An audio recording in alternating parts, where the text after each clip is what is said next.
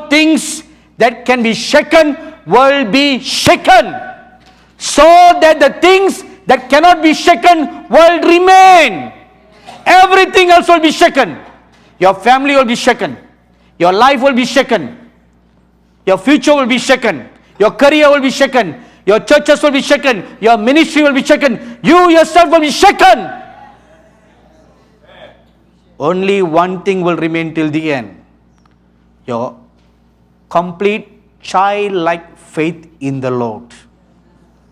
That is why the Bible says, strengthen the things that remain. Strengthen your faith. Because that's the only thing that's going to carry you through the persecution that's going to come. You're not going to escape that persecution. So get ready. It is coming. The church will go through that persecution of fire, because that fire will purify the church. It will purify the believers. You know, all this talk about we will escape all this persecution, it's just rubbish. I used to think like that. You know, every sincere Pentecostal believer or preacher knows by heart, without looking at the Bible, that the rapture will take place before anything else. Right? I'm sure you have held those old age thinking. I thought like that because I belong to the old school Pentecostal school, you know. We've been taught like that until the year 2006.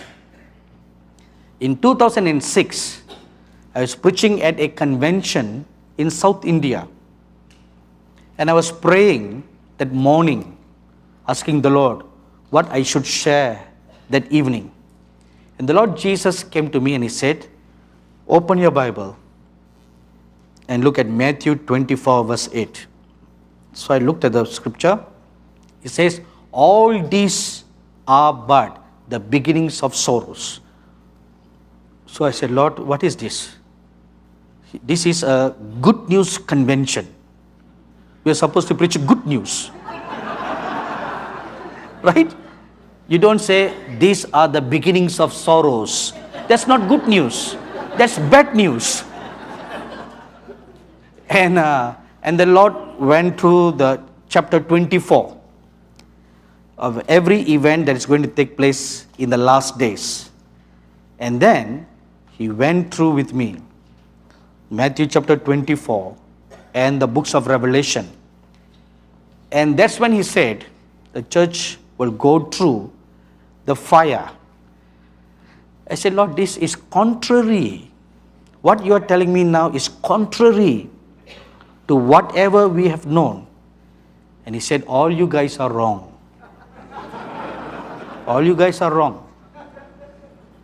He said, I never said in my word the rapture will be before the tribulation. Did He? No. This is how we interpreted it. Right? Because we like to escape all these things. He said, you are wrong. It will go through. It will go through the fire. That will be the last final test of our allegiance. Amen. You know, you all are very smart people, aren't you? No? Why do you give me a stare then? Are you smart people? Okay. I'll give you a simple math, okay? It's a simple math. Not very difficult rocket science. Now you just listen to me very carefully and use your logical reasoning now.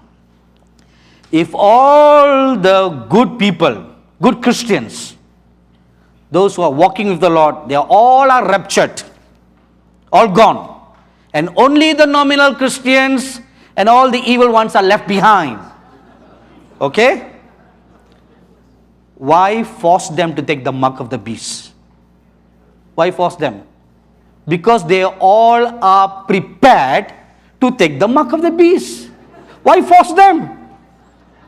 Because they'll all be psycho-conditioned. They'll all be taught to receive and to know that the mark of the beast is okay. You know, I was just told by a minister of God in Singapore about a church elder of one of the largest church in Singapore. And the elder spoke with this minister of God that I know, a friend of mine, said, it is nothing wrong to take the mark of the beast. He is an elder in the largest church in Singapore. For the elder to speak like that, what must the church be teaching? Right? This minister friend of mine was shocked to hear this. He said, what do you mean it's okay? Yeah, he said, of course it's okay. Because God knows our hearts. Wrong. You see, this is the ploy of the devil.